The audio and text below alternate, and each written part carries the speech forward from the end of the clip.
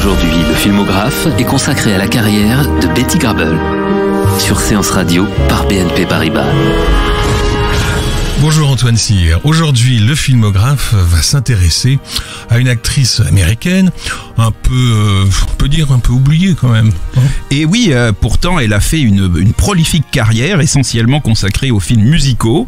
Alors c'est vrai que beaucoup de films où elle apparaît ne sont pas des chefs-d'œuvre, et on est parfois étonné que Betty Grable, cette femme au physique somme toute assez banal, soit devenue une vedette au point que sa maison de production, la Fox, avait assuré ses jambes pour $1 million auprès de la Lloyd's de Londres.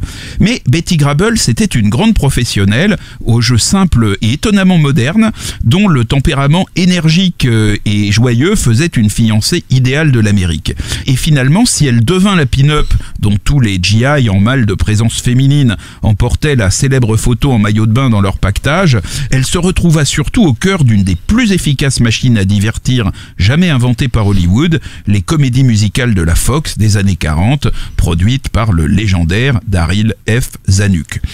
Alors dans ces comédies musicales, on trouve quantité d'acteurs et de chanteurs qui ont captivé l'Amérique profonde et entretenu le moral des troupes pendant les années de guerre avant d'étendre leur public à l'Europe libérée après 1945. Et Betty Grable était vraiment la première de tous ces acteurs des comédies musicales de la Fox. Mais son statut de vedette numéro 1 du box-office lui a valu de participer, outre ses comédies musicales, à quelques aventures cinématographiques très inattendues et très intéressantes, dont deux d'ailleurs partagent bizarrement le même sublime et très gershwinien thème musical d'Alfred Newman. Ces deux films sont I Wake Up Screaming, l'un des premiers films noirs de Hollywood, et Comment épouser un milliardaire, le premier film tourné en cinémascope. Et cette musique d'Alfred Newman a beaucoup de succès puisqu'on la retrouve aussi dans La Proie de Robert Siodmak, Le Carrefour de la Mort d'Henry Hathaway, Mark Dixon Détective d'Otto Preminger, dans un autre Hathaway, L'Impasse Tragique en 1946. Ce thème en fait d'Alfred Newman date de 1931 et on l'a entendu pour la première fois dans Street Scene en France, Scène de la rue, un drame assez noir de King Vidor dont la musique donc était signée par un débutant, car il débutait, Alfred Newman.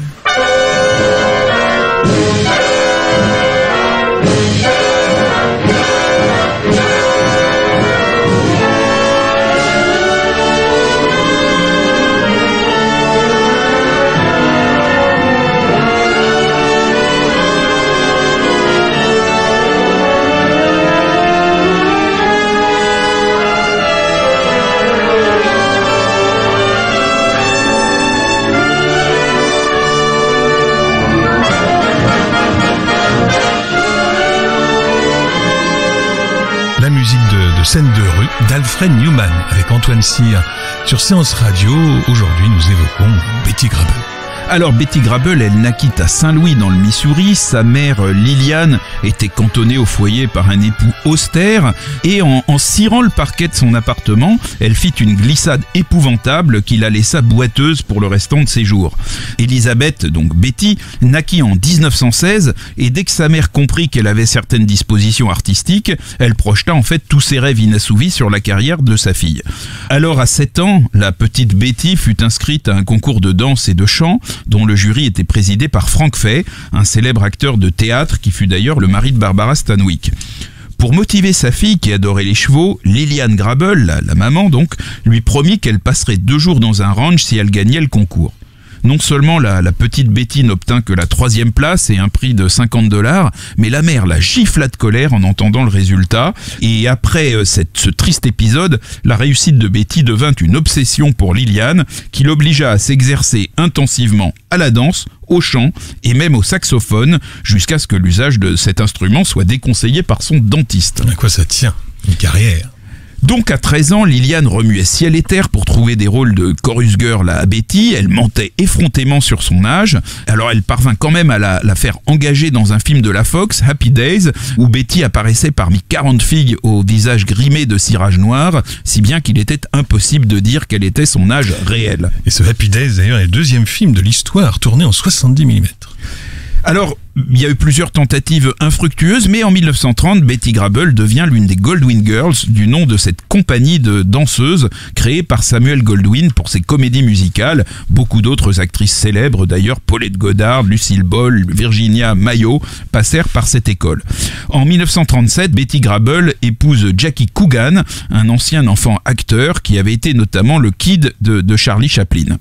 Mais cet enfant à succès allait devenir un adulte perturbé, notamment en raison du procès qu'il opposa à ses parents concernant ses gains lorsqu'il était mineur, et donc le couple qu'il formait avec Betty Grable divorça en 1940. C'est à cette époque, après une cinquantaine de rôles mineurs au cinéma, que Betty Grable obtient la consécration à Broadway grâce à son rôle dans La Du Barry était une dame, un spectacle de Cole Porter qui lui valut d'apparaître en couverture du magazine Life le 11 décembre 1939 où on la voit tout sourire faisant tournoyer sa robe sur la scène du théâtre de la 46e rue. La première de cette pièce eut lieu le 6 décembre 1939 et Betty Grable était à l'époque déjà sous contrat avec la Fox depuis 2 mois. Mais en fait, elle avait peur d'être sous-employée par Zanuck, le patron de la Fox, qui ne voulait pas fâcher Alice Faye, qui était à l'époque sa vedette musicale numéro 1, celle qui faisait rêver toutes les jeunes filles d'Amérique et qui avait par exemple tourné en 1937 dans le célèbre On Park Avenue, énorme succès de la Fox sur des chansons d'Irving Berlin. Et en 1943, la pièce dont vous parlez, la Du Barry était une dame, deviendra un film réalisé par Roy Dalrus, mais sans elle. Sans Betty Grable. En 1940, Zanuck comprend que le marché européen va lui être fermé pour longtemps du fait de la guerre et que finalement les Américains ont envie de choses un petit peu distrayantes pour leur changer les idées des nouvelles catastrophiques qui arrivent tous les jours. Et donc rien de tel finalement que les divertissements exotiques. En plus, le président Roosevelt a décrété une politique de bon voisinage avec l'Amérique latine qui devient donc à la fois artistiquement et politiquement à la mode. Et donc, avec le réalisateur Irving Cummings, Zanuck va monter le projet d'un film censé se dérouler entièrement en Argentine, Down Argentine Way, qui va d'ailleurs révéler Carmen Miranda, une actrice d'origine portugaise qui va être bientôt connue sous le nom de la bombe brésilienne et qui sera un temps l'une des vedettes les mieux payées d'Hollywood. Mais pour jouer le rôle principal de Down Argentine Way, celui d'une Américaine en vacances qui découvre les charmes de l'Argentine, Zanuck a pensé à Alice Faye, seulement elle est victime d'une crise d'appendicite à quelques jours du démarrage du film, et là, le producteur décide quand même de tourner dans les délais pour des raisons financières, et il recrute pour ça Betty Grable à la place d'Alice Faye.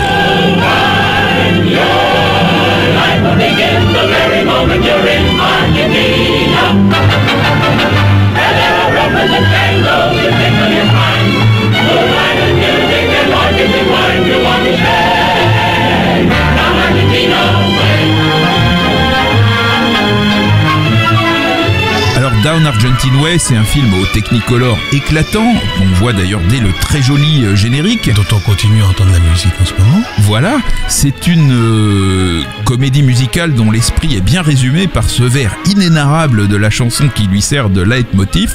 If you're a romantic senior, then you will surely adore Argentina. Betty Grable tient parfaitement le rôle à sa manière, c'est-à-dire en étant un petit peu moins chanteuse et un petit peu plus danseuse qu'Alice Faye, aux côtés donc de comédiens extraordinaires que sont Carmen Miranda, Donna Mitch, mais aussi des Nicholas Brothers, 2 danseurs noirs qui étaient capables de prestations époustouflantes et dont on peut dire qu'ils furent les lointains ancêtres du Michael Jackson des meilleurs jours. Alors, le scénario du film, lui, est moins épais que la liste de ses vedettes. Par exemple, il y a cette réplique: « S'il me regarde vraiment dans les yeux, il y verra la tempête dans la pampa. » C'est ce qu'affirme Miss Crawford, alias Betty Grable, que le sourire et les fines moustaches d'un éleveur de chevaux argentin, interprété par Donna Mitch, viennent de séduire pendant une soirée new-yorkaise. Il n'en faut pas plus pour qu'elle décide de rejoindre le beau Latin Lover dans son pays natal, et tout le reste du film n'est qu'une vaste lune de miel, alternant performances équestres et séquences musicales.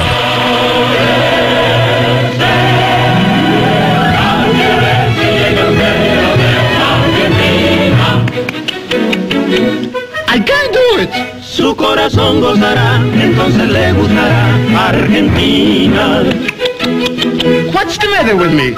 Because you run it so fine, I give you carrots and wine, oh furioso.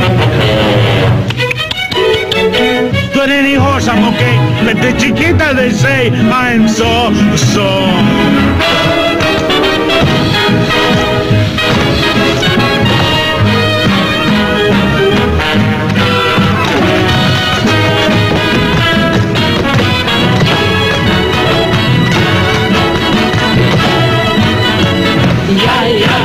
Sing to your señorita, she'll be sweet to you, señor. Every gaucho and caballero shall be a true troubadour. I got it. Yes, and the wrong song. Well, sing. L'une des chansons de Sous le ciel d'Argentine et les claquettes, vous avez entendu, des Nicolas Brothers. Grand succès pour ce film. Tout à fait, tellement un succès d'ailleurs que la Fox va mettre en chantier immédiatement après une comédie musicale réalisée pratiquement par la même équipe et sur une direction artistique quasiment semblable. On va y retrouver Donna Mitch, Carmen Miranda et les Nicolas Brothers, mais pas Betty Grable, car Alice Faye, parfaitement rétablie, a retrouvé à l'époque sa place de vedette numéro 1 de la Fox. Mais entre-temps, Betty Grable aura partagé avec cette même Alice Faye l'affiche de Tin Pan Alley de Walter Lang. Alors Tin Pan Alley, c'est le nom d'un bloc d'immeubles situé au nord de Manhattan où les éditeurs de musique tenaient boutique à la fin du 19e siècle. Le film raconte l'histoire de deux jeunes sœurs, toutes les deux chanteuses, et de deux auteurs de chansons qui vont se retrouver à Londres pendant la Première Guerre mondiale. Alice Faye et Betty Grable y chantent notamment deux chansons intitulées Lovely Hawaii et The Sheikh of Araby.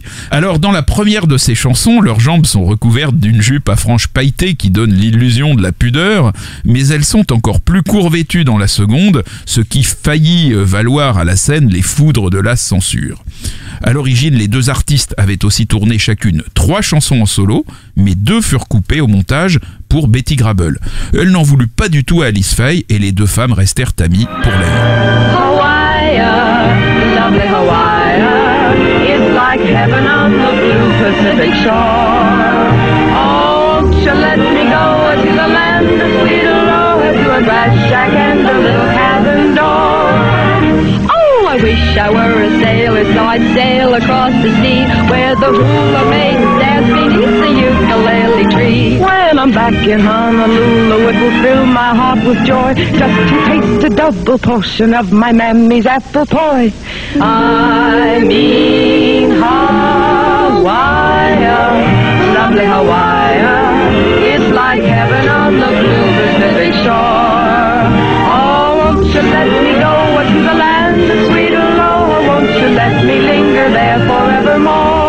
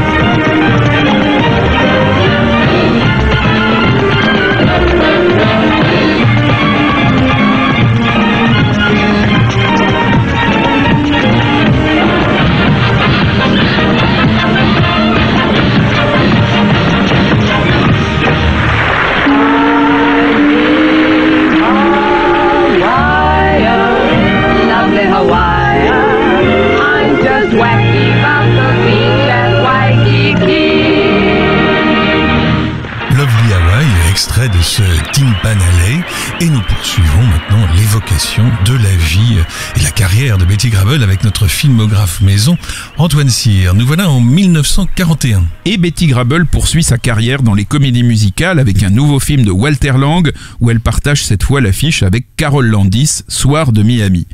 Mais elle va surtout participer à 2 excellents films qui restent aujourd'hui de brillants objets non identifiés dans sa filmographie. Le premier, C'est Un Yankee dans la RAF, un film assez oublié du grand Henry King, dont la vedette masculine n'est autre que Tyrone Power. Il s'agit pourtant d'un film historiquement très important, puisque c'est le premier film d'Hollywood qui montre les combats de la Seconde Guerre mondiale. Power y interprète un pilote américain qui convoie des bombardiers vers l'Angleterre pour $1000 par voyage. Et un jour, alors qu'il passe à Londres devant un centre d'entraînement pour infirmières de guerre, ses yeux sont arrêtés par deux jambes sublimes. Ce sont celles de Betty Grable, qui joue Carol Brown, une de ses anciennes conquêtes. Alors nous sommes quelques mois avant Pearl Harbor et Tyrone Power, prenant un petit peu d'avance sur l'histoire, va s'engager dans la Royal Air Force et participer à de dangereuses missions dont il va revenir blessé, assez blessé même, mais quand même vivant. C'est un des nombreux films réalisés à cette époque pour inciter le public américain à prendre parti en faveur de l'Angleterre. Et donc il alterne des scènes qui sont filmées dans de véritables combats aériens avec quelques bons numéros musicaux de Betty Grable, mais aussi ses première scène dramatique. Elle ne sait pas encore qu'elle va devenir la pin-up adulée par des centaines de milliers de soldats engagés dans le combat contre Hitler. Mais n'anticipons pas. Petite précision, c'est Daryl F. Zanuck qui, comme souvent, a initié le film et écrit l'histoire originale sous le pseudo de Melville Crossman. Vous aviez parlé d'un second film. Alors, ce second film, important, tourné par Betty Grable en 1941, c'est I Wake Up Screaming de Bruce Humberstone. Alors Humberstone, c'est un metteur en scène qui était surnommé Lucky Humberstone parce qu'il se retrouvait souvent dans de bons projets, bien qu'il soit plutôt réputé pour la maigreur de son talent. Et c'est justement à lui donc que Daryl F. Zanuck et son collaborateur Milton Sperling décidèrent de confier la réalisation de ce film noir destiné à révéler une nouvelle facette du talent de Betty Grable. Alors, I Wake Up Screaming est aujourd'hui considéré comme l'un des premiers vrais films noirs. Il débute par l'annonce de l'assassinat d'un mannequin qu'on va voir ensuite dans des flashbacks et qui est interprété par Carol Landis. Et puis, tout de suite après, on a l'interrogatoire musclé du suspect, un producteur à la petite semaine que joue Victor Mature, dont c'est le premier grand rôle. Betty Grable joue la sœur de la défunte et elle sait qu'un personnage louche suivait régulièrement sa sœur dans la rue et elle pense reconnaître cet individu en la personne du policier qui mène l'enquête, interprété par le trouble Laird Cregar. Elle pense que Victor Mature est innocent et ce qui ne gâte rien, elle va tomber amoureuse de lui. Alors voilà, ça c'est le film, mais il faut savoir qu'à l'origine, I Wake Up Screaming s'appelait en fait Hotspot et qu'il fut projeté en avant-première dans un cinéma de Pasadena. Et là, le public a très mal réagi. En fait, le public était désorienté par ce film au titre de comédie musicale et avec Betty Grable en vedette, alors que c'était plutôt une sombre histoire de meurtre sexuel. Alors, Milton Sperling et Betty Grable étaient absolument catastrophés, mais Zanuck décida calmement de rebaptiser le film I Wake Up Screaming, de couper la seule scène où Betty Grable chantait et d'adopter comme slogan pour la publicité du film Betty Grable comme vous ne l'avez jamais vu. Donc Zanuck changea plusieurs choses importantes. En même temps, il eut soin de laisser une scène que l'actrice détestait, où elle minaude en maillot de bain dans une piscine avec Victor Mature. Et au final, une fois débarrassé de tout ce qui pouvait indûment le faire passer pour une comédie musicale, mais tout en gardant un zeste d'érotisme, I Wake Up Screaming fut un grand succès. Eh bien, figurez-vous que dans la cave de Séance Radio, on a retrouvé cette chanson supprimée par Zanuck et intitulée Daddy. Hey, Daddy, I want a diamond ring, bracelets, everything. Daddy, you want to get the best for me. Hey, Daddy, gee, won't I look swell in sables, clothes with Paris labels. Daddy, you want to get the best for me. Here's an amazing revelation with a bit of stimulation. I'd be a great sensation. I'd be your inspiration, Daddy. I want a brand new car, champagne, caviar, Daddy. You want to get the best from me, la da da da da da. Here's an amazing revelation with a little bit of stimulation. I'd be a great sensation. I'd be your inspiration. Hey, Daddy, I want a brand new car, champagne. champagne caviar. Daddy, daddy, daddy, you ought to get the very best for me. Daddy, Betty Grable, une chanson donc coupée au montage et dont l'histoire n'a pas retenu l'auteur, c'est anonyme, on n'a pas retrouvé. Alors, sur Séance Radio, nous parlons aujourd'hui, comme vous le savez, de Betty Grable. Nous sommes toujours évidemment en compagnie d'Antoine Cyr. Alors Betty Grable vient donc de démontrer qu'elle pouvait faire autre chose que des comédies musicales, mais c'est quand même dans la comédie musicale pure et dure qu'elle va poursuivre sa carrière entre 1942 et 1944. 2 films de Walter Lang, d'une part Fille des îles, un film à l'ambiance très hawaïenne où Betty Grable retrouve Victor Mature, et d'autre part L'île au plaisir, Coney Island en anglais. C'est un film au Technicolor somptueux, aux chorégraphies grandioses et à l'ambiance 1900 où Betty Grable interprète une meneuse de revue de la célèbre île qui sert de parc d'attractions populaire aux New-Yorkais. Et ce film a été présenté à la 2e édition du Festival de Cannes en 1947 seulement. Ah oui, il est arrivé tard. Alors il y a un autre film très intéressant de la période qui est en noir et blanc cette fois, c'est Footlight Serenade de Gregory Ratoff en 1942. C'est un film à nouveau avec Victor Mature qui comporte un très joli numéro où on voit Betty Grable boxer contre son ombre et un autre où elle démontre ses talents de pure danseuse aux côtés de Hermes Pan, le chorégraphe fétiche de Fred Astaire, Ginger Rogers et Rita Hayworth. Et puis alors ce film Footlight Serenade comporte une scène que l'histoire des États-Unis a transformée en scène culte. En effet, dans Footlight Serenade, Betty Grable joue une jeune artiste à qui sa meilleure amie, interprétée par Jane Wyman, déclare « Tu as autant de chances de devenir une star que moi de devenir First Lady ». Alors, figurez-vous que cette réplique est quand même incroyablement savoureuse, car Jane Wyman était alors l'épouse d'un certain Ronald Reagan, et que si elle n'en avait pas divorcé en 1948, elle serait effectivement devenue la première dame des États-Unis. Rien n'échappe à notre filmographe maison. Alors, il faut aussi signaler Pin-Up Girl, un film de 1944 où Betty Grable retrouve Lucky Humberstone et qui célèbre là son statut de pin-up préféré des soldats américains, puisque l'image qui illustre le générique est la même que celle qui était envoyée à tous les combattants pour soutenir leur morale.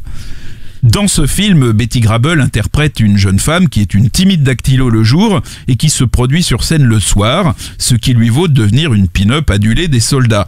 Alors son principal partenaire masculin dans ce film, c'est John Harvey, qui interprète un soldat multidécoré qui rentre au pays pour une permission triomphale. Alors pourquoi John Harvey ? Il avait été choisi parce que Tyrone Power, Victor Mature ou même Clark Gable étaient tous en service actif dans l'armée et qui n'étaient pas disponibles pour jouer ce rôle. Mais alors non seulement John Harvey n'était pas un vrai soldat, puisque justement lui il était là, mais en plus il n'était pas non plus chanteur et il n'était pas non plus danseur, ce qui est quand même un peu étrange pour la vedette d'une comédie musicale. D'ailleurs sa carrière a été très courte, trois films au cinéma, une demi-douzaine à la télé. Il a profité du fait que tous les autres étaient à la guerre, mais ça n'a pas duré très longtemps. Alors Betty Grable non plus dans cette comédie Pin-Up Girl ne danse pas autant que d'habitude, car en fait elle était enceinte pendant le tournage du film des œuvres de son second mari, le trompettiste Harry James, et c'est ainsi que Pin-Up Girl fut surnommée Pregnant Girl par Martha Ray, qui était une actrice et chanteuse importante qu'on voit beaucoup dans le film, d'ailleurs beaucoup plus du fait que Betty Grable était enceinte, et pour l'anecdote, Martha Ray était surnommée The Mouth en raison de sa bouche, en effet gigantesque. Il y a même eu un dessin animé sur sa bouche. Incroyable.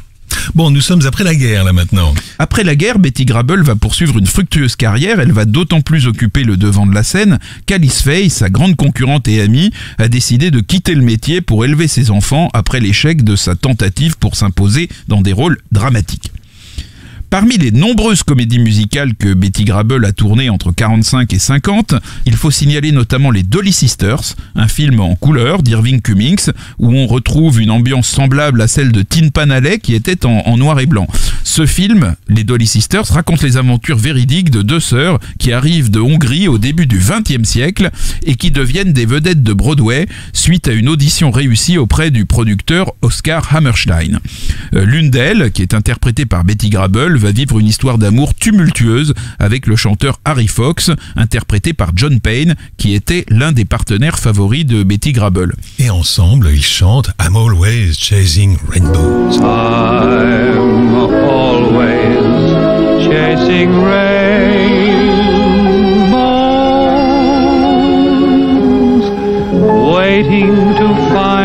little bluebird in vain.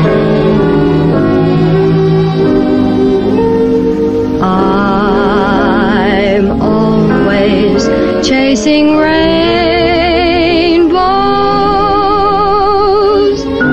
watching clouds drifting by. My schemes are just like all my dreams, ending in the sky. Some fellows look and find the sunshine. I always look and find the rain. Some fellows make a winning sometime.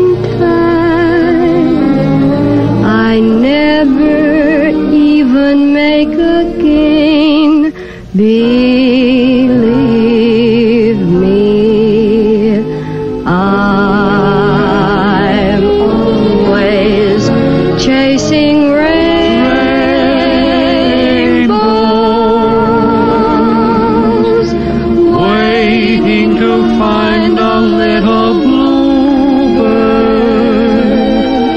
in vain.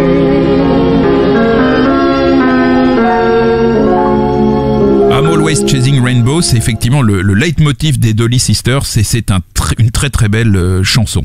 Alors, l'un des partenaires favoris de Betty Grable était John Payne, mais son autre partenaire favori c'est Dan Deley, avec qui elle va tourner en 1948 When My Baby Smiles at Me de Walter Lang, mais surtout My Blue Heaven de Henry Koster en 1950. C'est un très joli film qui marque en musique véritablement la rupture entre les préoccupations des sombres années 40 et celles des glorieuses années 50. Il n'y est plus question de la guerre, ni du monde des films noirs, ni de l'exotisme latin ou insulaire qui aidait à oublier tout ça. My Blue Heaven, c'est l'histoire d'un couple d'animateurs de radio qui va bientôt se convertir à ce média nouveau qu'est la télévision et qui décide d'adopter un enfant après qu'un accident de voiture ait causé la perte de celui dont Betty Grable était enceinte. Parmi les chansons interprétées par Betty Grable et Dan Deley, il y en a une qui est It's Deductible et qui est entièrement consacrée aux déductions fiscales, ce qui montre que nous avons vraiment changé d'univers. Difficile de résister. It's deductible. It's deductible. A man can make a phone call from Jersey to the coast. It used to be expensive, but today you'll hear him boast. It's deductible. It's deductible. You give a pompous party, pretentious with your booze. They break up all your furniture, well, what I got to lose? Crazy world, crazy times. Love that world. What's the difference if nothing rhymes? It's uproarious, But it's glorious. if you're the boss, then you can toss it off as lots of gain. Why complain?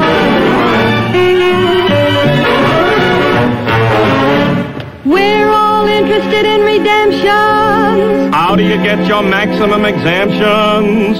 The dependent must be one of the following: Grandson, granddaughter, great-grandson, great-granddaughter. father, mother, sister, brother, half-sister, half-brother. Grandfather, grandmother, nephew, niece, uncle, aunt. Father-in-law, mother-in-law, daughter-in-law, brother-in-law. Stepson, stepdaughter, stepfather, stepmother, stepbrother, stepsister.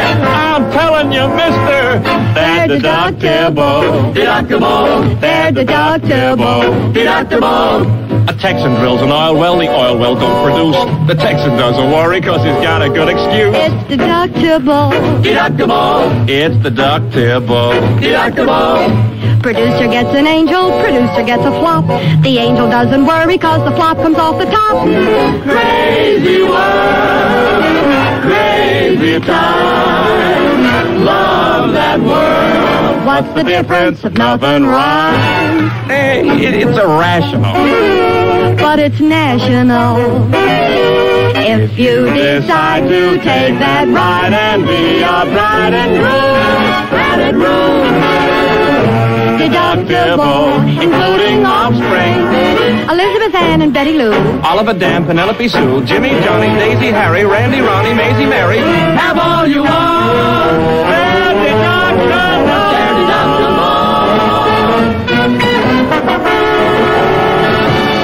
It's Deductible, Betty Grable et Don Daly dans My Blue Heaven de Henry Koster. On retrouve Antoine Cyr, le filmographe de Séance Radio, toujours en compagnie de Betty Grable. Alors pendant ces années d'après-guerre, Betty Grable va tourner 2 films très différents de sa production habituelle. La Dame au manteau d'hermine en 1948, qui est le dernier film signé de Ernst Lubitsch, qui mourut au début du tournage et qui fut remplacé par Otto Preminger. C'est un film assez étrange, inspiré d'une opérette allemande qui fleure bon la nostalgie de la Mitteleuropa que partageaient Lubitsch et Preminger, et qui offre à Betty Grable un rôle atypique dans sa carrière. Un double rôle en fait, celui de la comtesse Angelina, souveraine de Bergamo, et celui du fantôme de son aïeule Francesca, qui est décidée à aider Angelina à se défendre contre l'invasion de hussards hongrois, dont le chef est interprété par Douglas Fairbanks Jr. La Dame au manteau d'hermine, c'est un spectacle charmant, mais ce n'est ni tout à fait une comédie musicale, ni tout à fait un film fantastique. Le public fut dérouté et lui fit un mauvais accueil. Bon, en revanche, c'est aujourd'hui un film que tout cinéphile digne de ce nom doit avoir vu s'il ne veut pas avoir raté sa vie. Comme vous y allez, on notera que seul le nom d'Ernst Lubitsch apparaît au générique de Oui, ce film. Preminger avait insisté lui-même pour ne pas être crédité en hommage à son vieux maître Ernst Lubitsch. Alors, il y a un autre film fameux qui est Comment épouser un millionnaire avec Betty Grable, Lauren Bacall et Marilyn Monroe, d'après un scénario de l'un des plus fameux auteurs de l'époque, Nunnally Johnson. C'est l'histoire de 3 jeunes femmes qui veulent absolument épouser un homme riche et qui, pour se faciliter la tâche, prennent en colocation un vaste et luxueux appartement meublé. Malgré leurs efforts pour être exigeantes, elles vont faire toutes sortes de rencontres, des meilleures aux plus douteuses. Comment épouser un millionnaire pâtit à mon avis d'avoir été réalisé par Jean Negulesco, qui a fait beaucoup de films mais qui n'était à mon avis pas le plus grand metteur en scène d'Hollywood, alors que le scénario de ce film et sa distribution lui donnaient le potentiel d'une comédie majeure. Alors Betty Grable, il faut bien l'avouer, il souffre un tout petit peu de la comparaison avec une Lauren Bacall qui est absolument magistrale, tandis que Marilyn Monroe n'est pas encore au mieux de ses possibilités. Alors d'ailleurs, dans ses mémoires, Lauren Bacall présente Betty Grable comme une professionnelle sérieuse et amicale, très sympa, et Marilyn comme une jeune femme timide et anxieuse. Pendant le tournage, Bacall et Grable firent de leur mieux pour soutenir leur jeune camarade Marilyn, déjouant les pronostics des paparazzi qui auraient adoré voir cette production dégénérer en crépage de chignon entre les 3 femmes.